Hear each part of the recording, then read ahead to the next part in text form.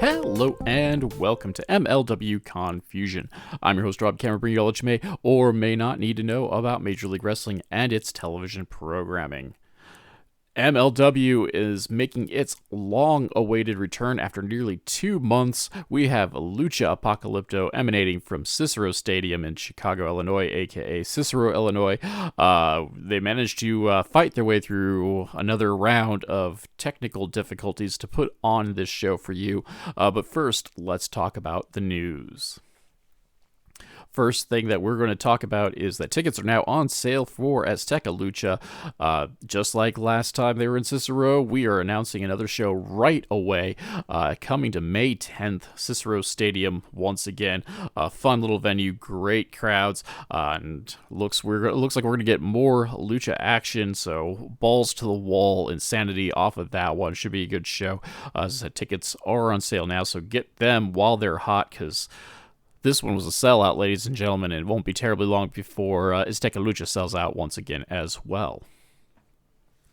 We're also getting some names trickling down to Kings of Coliseum. That is coming out of the NITEX Sports Center in North Richard Hills, Texas. Returning to Texas for the first time in quite some time is MLW, and we got 2 names involved in that, possibly 3. Spoiler by the end of the show, but we'll stick to the 2 confirmed names, and one of which is Atlantis, and the second is Barbaro Cavanario. Both guys, no stranger to MLW action, so they are coming back one more time and hoping for some big matches down the road for them. Anyway, so moving along with that, let's talk about the Newswire. Allegedly, according to MLW sources, league officials have met with representatives from an unnamed overseas organization with exciting plans to expand MLW's strategic alliances. I kind of like wonder what happened with Oceania Pro. That was a thing that was announced at one point. The wrestling company over in Australia that they were supposed to do a joint show with, and evidently that never happened and never came to fruition, ? But, you know, I guess just because it's in a press release doesn't mean it's something that could happen. Maybe. I don't know. Either way, so I'm viewing this with a batch of skepticism after the last time. And like overseas is a nebulous term, so I don't know. Maybe they're working with soft crowd wrestling over in Africa, if that's still a legit thing. Maybe they've working with Pro Wrestling Noah. Probably not, because they have WWE connections over there. But, you know, just we could start speculating wildly, or we could just sit back and let that see what happens there, because that's the smart strategy whenever it comes with an MLW press release. The other chunk of news that is being filled with alleges is that MLW is looking to expand women's weight classes into 2025. MLW has had, like, we'll call it like a quasi-love affair with weight classes. Obviously, we have a middleweight championship, and now like the women's title is designated as featherweight. However, they haven't announced what size this division is going to be, what weight class this division is going to be. And 2, I am inherently skeptical because they can't even bother to build a proper featherweight division. You know, we've almost had one at various points, like when the division first started, and then like and then when Zeta, Becca, etc. kind of all came in as well. But like outside of, say, like your Delmi Exos and Janai Kais, for the most part, this has been kind of a revolving door of a division. Like, some folks have managed to get like more than one booking. Like Notorious Mimi came in for a handful of shows. They're really pushing Tiara James as kind of like the next big thing, and then she dropped off the face of MLW, though she's killing it everywhere else. And of course, Becca went into house arrest, etc. But really, like, other than that, like, we've just seen like Gigi Rie come in and Renee Michelle come in and just basically kind of like do one-shots. Though Gigi Rie's coming back, I think, as part of these tapings, if I'm not mistaken. So, like, I'm really skeptical of, like, what's the need for another women's division when they can't fill up that first one. But, hey, you know, what do I know? I'm not the guy making plans or working the deals backstage. You know, And if that should ever come to pass, it's like, I'll probably be the first to let you know that we're finally getting that fat MLW payday. So, I don't know, quote tweet something and try to get me that fat MLW payday, and maybe we'll sound more professional or something of the like. Anywho, so yeah. But yeah, so let's go ahead and take a pause for the cause. Let's get ourselves some coffee, an energy drink, a whole coffee machine or an ice machine or something like. We'll come back and we'll get on our soapbox about Lucha Apocalypto.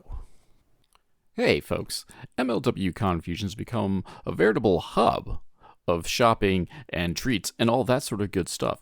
Whether you need a sugar-free alternative to energy drinks in the form of Raise Energy, or maybe even, top of the line ice makers, coffee machines, and other household appliances, or, well, let's go crazy and you can even get WWE licensed apparel all through my links section. All you got to do is wander down to the descriptor of this week's episode, check out the various links, click on them, and go shopping like you normally would. Heck, it's no difference. You just came in and just said Rob sent you. And that way, you can get the things you need, maybe even at a discount, and the podcast gets a kickback as well. So be sure to check out those links. Thank you very much for listening. Back to the show. We are back. Ladies and gentlemen, let's talk about Lucha Apocalypto. I'm going to break this down into two parts. I'm going to do the match review and the review of the show, and then I'm going to get on my soapbox about things. But I really feel like I should focus on the potential good to start the party because, spoiler alert if you haven't caught it, I thought it was a darn good show. But there's just, as per usual with MLW, just a big, dark cloud hanging overhead with anything that they try to do. So we're going to start with the positive, which happens to be the matches and the actual broadcasted show itself. So we are going to start the party with Cesar Duran. He is coming out to the crowd, getting them hyped up, letting everyone know that it is time for Lucha, gets a Lucha chant going, welcome us to the show. We get our hype package. Commentary is being handled by Joe Dombrowski, friend of the show, Joe Dombrowski. Go check out that episode. And Filthy Tom Lawler, who has not been medically cleared to compete. It's always cool to see Filthy Tom Lawler whenever we get the chance to. And now he's making his official debut as color commentator. And it's that's all you really need to know this night's going to turn out good, as far as I'm concerned. Filthy Tom on the calling. Anywho, so we're going to start things off with tag team action as Hechicero and Ultimo Guerrero battle Kevin Knight and Esfinge. I already said Filthy Tom and Joe on commentary, because actually they started the introductions and then they popped it off for the ringside. Guerrero gets a cheap shot in before the match even starts. Poor Esfinge got just kicked right in the back. However, it's going to be Knight and Hechicero who start the party. Technical wrestling to start things out, so we're seeing... I don't know. I mean, Lucha's a little bit of everything, but not what a typical wrestling fan would expect from Lucha. But Lucha has a very rich history of technical wrestling with innovative counters and holds to go into the process. And so we're seeing this to start the party out. Guerrero comes in and instantly grounds Knight because he's older, he's wiser. Esfinge cleans house, bodies are everywhere. However, Hechicero also then picks up the pieces, keeps Knight at bay, hits a big backbreaker by Hechicero, then followed up by a really interesting pop-up leg Nelson that he rolled around the ring with before locking in a pin with it. That is how we get the 3 count. So this match was quick, inoffensive, though I thought it was interesting, on the twofold at one, that Kevin Knight was hyped up to be this thing, and he's 0-2 now. And on top of it, that they reference the Baumaye connection with him as well. But that being said, it was a fun, short match, something to get the crowd going, got me hyped up. As I said, it may have been short, but it was action-packed, not a dull moment, and a lot better than my review would belie. So luckily this is free on YouTube, so go check that out, obviously, if you haven't. But yeah, that was a fun match, even if I questioned why Kevin Knight had to take another loss indirectly, even though he didn't take the pinfall itself. Backstage, Selena De La Renta is hanging out with her grouping, including her mother, Azteca Goons. We find out that Cesar Duran has been kidnapped once again. He is worse than Princess Peach, I swear. And Selena threatens whomever may have taken him as she sends the Lucha Goons to go find Cesar. Following this, we get a highlight package of the war between the Beaumaye Fight Club and the Rogue Horsemen, primarily between Alex Kane and BRG. 2 months ago, they had a Falls County Anywhere street fight, and that was a lot of fun. Tonight is going to be a chain match. We'll see what that brings. Well, let's bring it up right now. So Alex Kane versus the victorious BRG. Alex Kane comes out with a group of Beaumayes who promptly go to the back. That isn't Mr. Thomas. He gets to hang out and stay for a bit. BRG, surprisingly, is by himself at this time, though... later on earlier in the tapings, by the time this came out, early in the tapings, Kojima got to take on Bobby Fish, and the Andersons were in action, so he's by himself for the moment.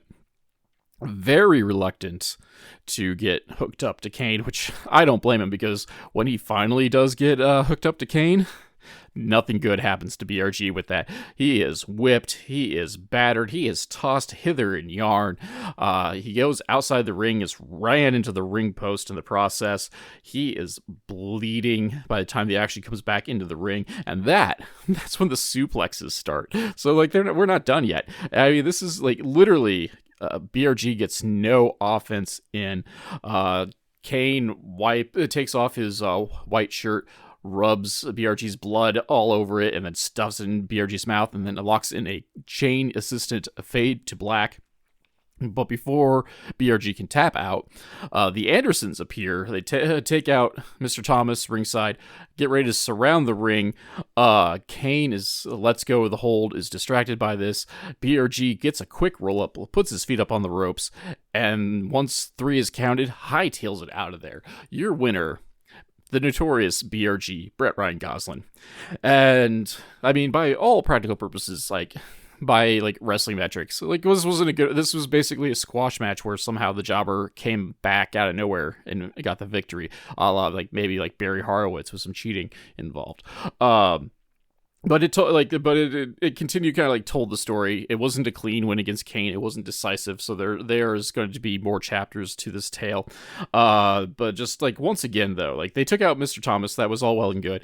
But Kane came out with a whole gaggle of Beaumaye hangers on, and where was Kevin Knight in all this as well? So once again, we have these opportunities for neutralization, and it doesn't happen at the babyface end, which is always kind of frustrating because you have a whole gang with you and they're just not going to do anything. Backstage, Mads Kruger cuts a surprisingly coherent promo. He is going to tear Akira apart piece by piece, so he hopes Akira's ready to be a martyr for MLW. This will be at the Weapons of Mass Destruction match. I believe it's going to be the revamped Slaughterhouse is the next YouTube airing in 2 weeks. So be on the lookout for that. And I think if they just let those guys go, that could be match of the night right there. But we'll see if they're just allowed to go cray-cray. Following this, we have our Featherweight Championship match as Yuvia and Persephone challenge Janai Kai for the Featherweight Championship. Kai is taken out early. This is going to be the theme of the match, where Kai looks to come in and do something, and they beat her up a little bit and just chuck her from the ring, and then we have a lucha style match, and that's pretty much how we go. It's a fun match between the two luchadoras. It's the first time we've seen them in MLW, and I'm not gonna lie, this is the first time I've seen both Yuvia and Persephone in action. We get a leg trap belly to belly on Kai. Only gets a 2 count on that. Kai gets back in the ring, and she's just belting on Yuvia with kicks. Persephone breaks up a pin attempt, and then we go back to double teaming Kai, but instead of dumping her out of the ring, they're just both kind of beating her down now. Locking in a double submission, kind of like a half crab, and camel clutch variation on Kai. She does not give up, and commentary even kind of like points out that like even if Kai did submit, like who would get the win because they both had it locked in. Eye of a Hurricane kind of pin gets broken up, and so like that's where like the luchadores are kind of like working together until they kind of like realize that only one of them can win the match, but they're still like gonna work over Kai the best they can. Persephone gets cross-bodied by Yuvia on accident. She's kind of stunned, and she's even more stunned when then Kai kicks her in the head. Then follows that up with a dragon clutch on Persephone.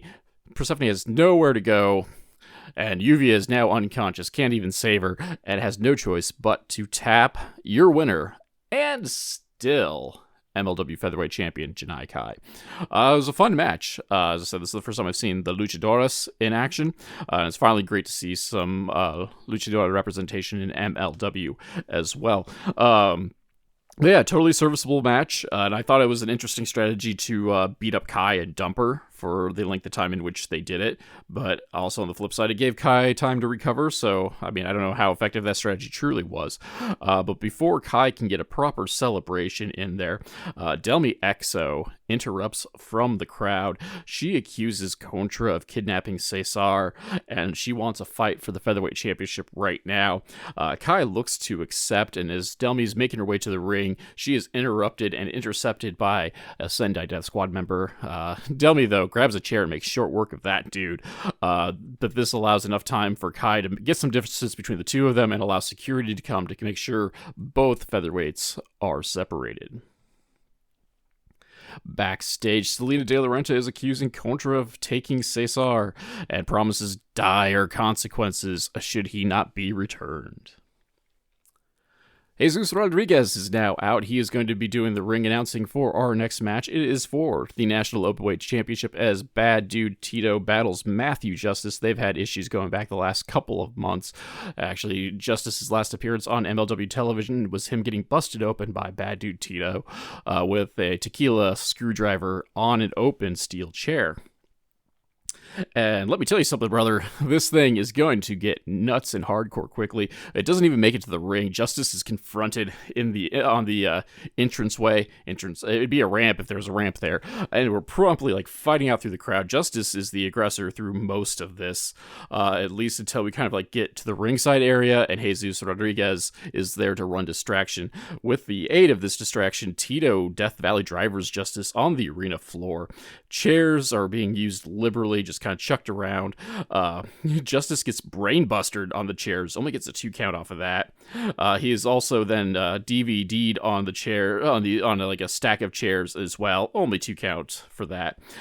More Jesus distractions leads to a Rikishi driver from the ring apron through a table placed at ringside, also a 2 count for Bad Dude Tito.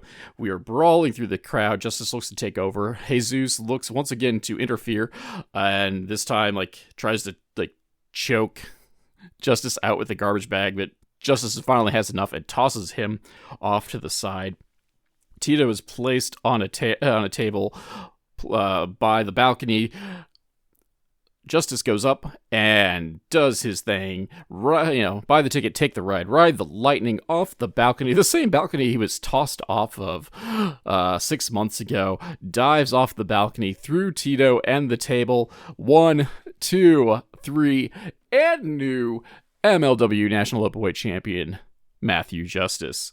And yeah, that was a crazy go nuts match. I mean, it just like I honestly didn't think like it would just be that crazy that quick.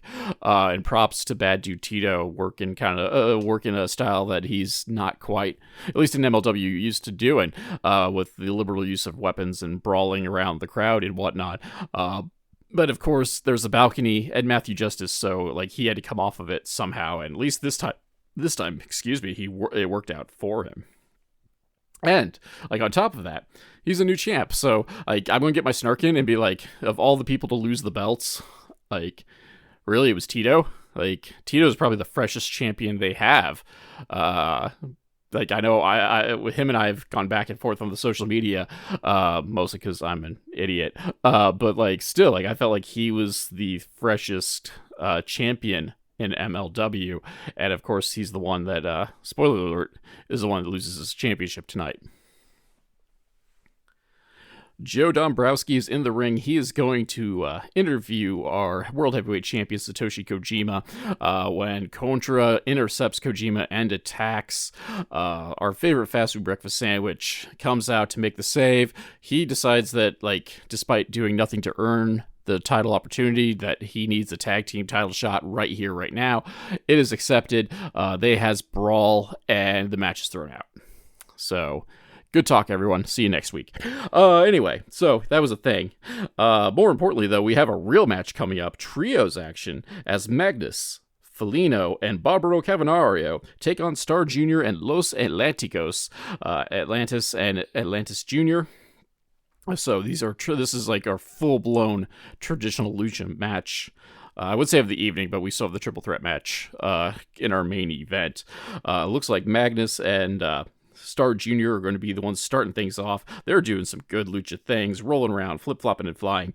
Lots of triple teaming by the Rudos, which, like, if you've seen trios action in Lucha Libre, like, this is kind of like the norm. So the Rudos get their heat by basically ignoring all the rules and just doing a 3-on-1 beatdown, one at a time of each of our Technicos until it's time for things to break down. And break down they do. Atlantis Jr. Breaks everything out, gets a hot tag, which starts off kind of like the reversal process. Springboard splash gets 2 on Atlantis. Finally, order is restored, and I was mistaken on that one. However, the Technicos are now in charge of the offense, flying like out into the crowd, taking everyone out. Atlantis cleans house after Star Jr. does most of the legwork for it. However, we are finally left with Felino and Atlantis Jr. Felino misses a big splash off the top rope. Atlantis Jr. climbs the ropes himself, hits the frog splash for the victory for the Technico side. So your winners, Los Atlantises and Star Jr. And this was a fun match. Not gonna lie, like, this is probably the purest lucha match we had for tonight. Like, yes, we still have the main event to go, but you don't see a whole lot of like triple threats necessarily in Lucha Libre. But yeah, this is a fun match. It's cool to see legends such as Atlantis and Felino take to the ring, and like Lord knows, like those old men can still go. They still got some moves left in them, and it was kind of nifty to see them as action. Of course, Atlantis Jr. got the big shine at the end because he's a former Ring of Honor television championship in his champion, in his own right. So good on him. Following this, without any like announcement or anything, the Lucha henchmen are coming out to the ring. There are 2 of them, and before like really anything happens, we have a Dijak hijack as Donovan Dijak and MSL come out. They are looking for trouble, and they take out the Lucha Goons handily. MSL Dijak get the mic, and basically Dijak is just calling out the entire locker room and just like working himself into a shoot, brother. Just dropping names and all sorts of shooty comments of like Kenta hasn't been relevant since some guy started stealing his move. Mick Riddle is only brave when his favorite strain is unavailable at the local dispensary, etc., etc., etc. At this point, Filthy Tom Lawler, remembering what Dijak did to him in September, comes to the ring. They has words and need to be pulled apart. Before at least too much damage is done, Dijak is sent out of the ring, and Lawler is allowed to resume commentary. Thank goodness, because I don't mind Christian Cole, but man, love me some Filthy Tom Lawler, and we still have at least one more match to go after this here pull apart. So speaking of that last match, let's talk about it. The main event of the evening for the MLW Middleweight Championship, Averno Titan versus Mistico. Well, it's triple threat rules, so I should have phrased that differently, but whatever, man. But yeah, so triple threat rules for this, so arguably might be the biggest test for Mistico's middleweight championship, as he doesn't have to even be involved in the pinfall to lose the championship. However, spoiler alert, he retains the championship somehow. We do get some hot action to start the party off with several pins attempts and a standoff. The Rudos decided that it's better to divide and conquer and start double teaming Mistico a la like what they did to Janai Kai earlier in the evening with the Luchadores. So there's a lot of double teaming on Mistico, and they just kind of like beat him outside the ring, and then they almost treat it like a tag match. Like one of them will beat on Mistico for a little bit, and they'll leave the ring and fight with Mistico outside the ring. When the action returns, the other one will come in and kind of do their thing as well. So it's like this weird kind of like tag team match, except sometimes they remember that like, oh, only one of them can actually win the match. Mistico is finally able to pick up the pace and fights back, dumping everybody out of the ring. Corkscrew Pescado on the Rudos, followed up by a Tope Suicida. The Rudos collude afterwards. Averno hits the Day of Devil's Rings on Mistico, only gets 2 count off of that one. We get a spinning fireman's carry drop by Titan, only gets 2 as well. Of course, we have to have a Tower of Doom, and Averno gets the best end of that, only a 2 count off of that, of course. Avalanche, Devil's Wings, but Mistico breaks up the pin for that. We get a solo Spanish Fly that was miscalled on commentary, because there's only one dude doing it. At least they were on the top rope, though. But Titan breaks up the pin on that one. Averno breaks out a double stomp, only gets a 2 count off that one. Mistico dives on everyone because that's what he does. La Mistica for everyone. Averno first, he kind of just gets dropped, and Titan comes in to break that up. Unfortunately, because he decided he needed to break it up, he gets La Mistica for his efforts too, except no one's there to save him, and so he has to tap the night away. Your winner, Mistico. And actually, this is probably the freshest match Mistico's had in a bit for me, like not counting the Opera Cup. Just because I felt the flow was a little bit better with the triple threat rules. Just because, like, I'm not gonna lie, like it seems like every Mistico match has to be this like half-hour epic, whether they need to be or not. And at least if you're going to do that with triple threat, like you kind of have to like move around a bit, just shuffle the parts, if you will. But yeah, so like needless to say, like I get why he's still middleweight champion. But man, his reign is just starting to be boring to me because he doesn't defend the title except against other CMLL guys. And he's having, like, every match has to be this half-hour epic. And, like, it leads to it being, like, super formulaic since there's no story outside of he's defending a title this week against some other guy that most of the crowd has either A, probably never heard of, or B, barely heard of just because they've popped up at some other MLW shows. But despite my complaining, we're not done yet. Almost as soon as the bell rings, signaling the end, Barbaro Cavanario comes in. He starts putting the boots to Mistico, unmasks him, like completely just yoinks, one shot. The biggest disrespect in Lucha Libre. He gets on the mic, lays down a challenge for Kings of Coliseum in Dallas, Texas in December, 1-on-1 for the Middleweight Championship. That is looking to happen. I'm not sure at the time of this taping if we've gotten the official announcement for that to happen officially, but the challenge has been laid down. So, there's a quick run through of the card, how things have happened. Like, once again, like, there really wasn't a bad match of the night, because I was even entertained by, like, the glorified squash match that was the Alex Kane BRG match, because I did think it told us, like, outside of, like, me, like, rolling my eyes once again that the Beaumayers have no one to save them, you know, it told the story it kind of needed to, and a story that made sense. And like everything kind of made sense except for this whole drama with Cesar Duran, which I missed out on my notes here. So like that's not even the end of the show. So the actual end of the show is Jesus like screams for Selena. They found Cesar. He is at the end of this hallway, tied up, facing the wall in a chair. He doesn't know. Didn't recognize who kidnapped him. Have no clue who kidnapped him. But he's safe now. Selena's rattling on, threatening vengeance, getting ready to plan the next step when Swerve Bro, her water breaks. They start rushing her off screen. Cesar stays back, and he pulls out a note in his pocket and kind of reads it over. When Selena screams for him to come along, so he puts it in his pocket and he goes, and that's how we're ending. So like we're ending on a cliffhanger there. But Selena De La Renta looks like she's gonna have a baby, so congratulations to Selena whenever that happens IRL. So yeah, like the in-ring action and like overall, like the show was very enjoyable. It's probably one of the better efforts I feel that MLW's put on in the last couple of months so far, and I am curious to see how the Slaughterhouse tape portion of the tapings have gone as well. Like I've stayed spoiler free, and even if I knew the outcomes, like I still haven't actually seen the matches, so there's always room to improve. If you only like the sunny parts of conversation, now's the part to leave.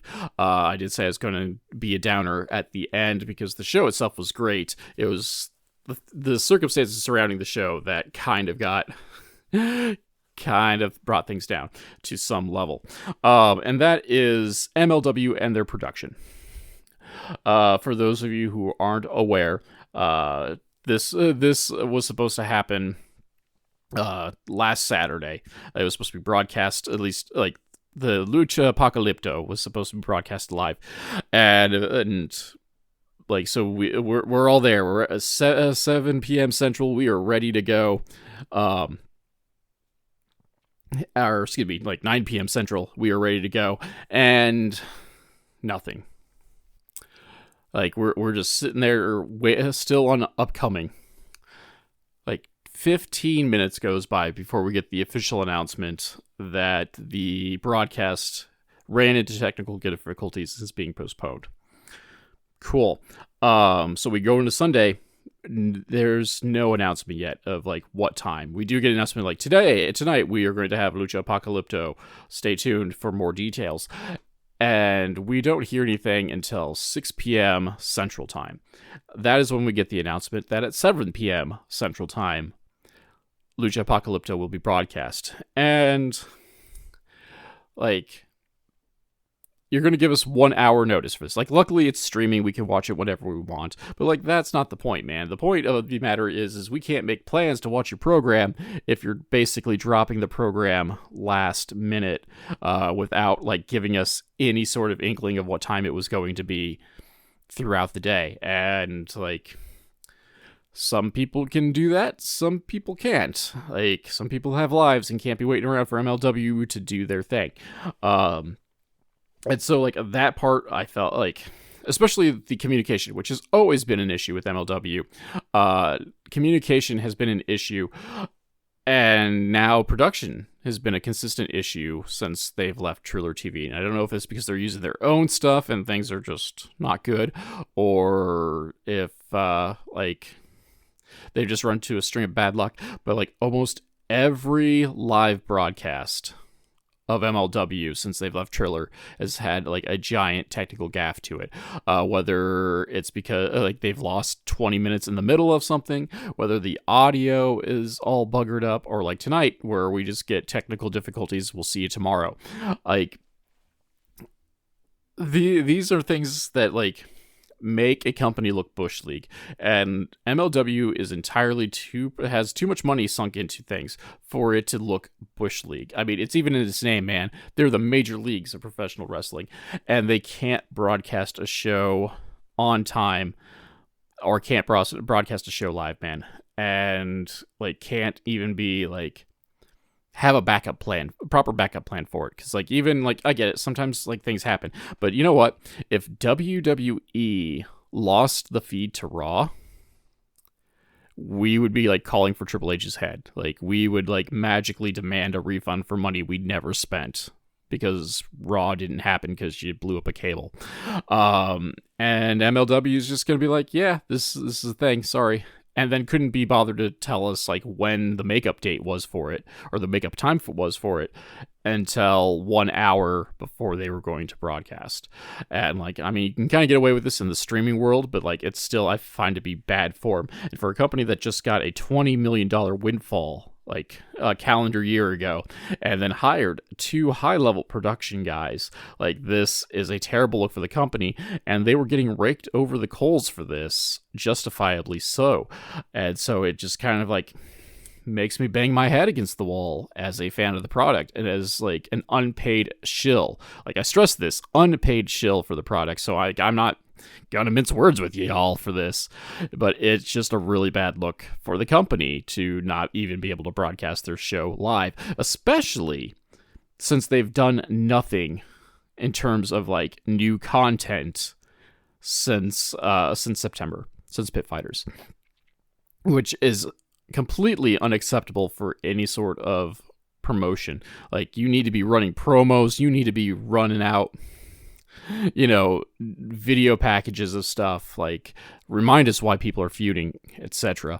And we got nothing. Like, all we got was match announcements, which, let's face it, are needed, but like, there's nothing there to help hype the product any further. Like, that, the first 2 syllables of promotion is promote. And you can't be bothered to do that. So yeah, that's the end of my rant. I could keep going, but I think I'm just going to start repeating myself again at that point.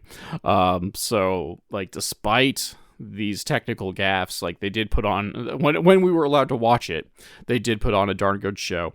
And I you know, I'm knocking on wood that the next broadcast goes without a hitch, because I am looking forward to chunks of that card. So be that as it may, but we'll call that good. So thank you all for giving this a listen. I'm done complaining. Stay tuned in the next couple of weeks, because next week we are looking to have the Wizard CZ on the show. He's going to cast this magical spell of tag team podcast magic, I think. I'm not sure how that works, but it's going to happen one way or the other. We're going to have the Slaughterhouse review, and looking into December, it looks like we're going to have Irvin West and Augustus Draven on the show at various points in December too, so stay tuned. Thank you guys for giving this here thing a listen, and we'll talk to you next week.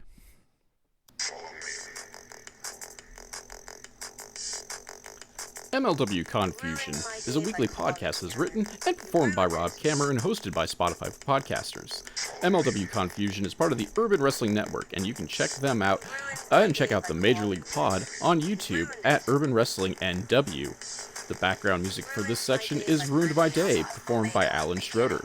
If you enjoyed this podcast and would like to support, please like, subscribe, and tell your friends, family, and enemies. Leaving a review is also helpful. Word of mouth of advertisement is very important for small podcasts such as this.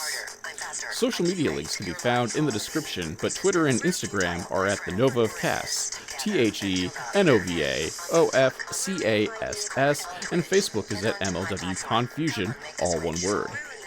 If you'd like to support monetarily and help upgrade my equipment, please check out my virtual chip jar at ko-fi.com/Casanova. Or if you prefer more bang for your buck, you can go to patreon.com/Casanova, CASSONOVA, where for as little as $2, backers get access to the podcast early and without those pesky ads, plus other exclusive content. So join the crew that is headed up by Keith Wynn, Alan Schroeder, Alex McCarthy, and Elenia, and check it out. You can also find t-shirts, coffee mugs, and other merch at the Confusion Podcast on Teespring.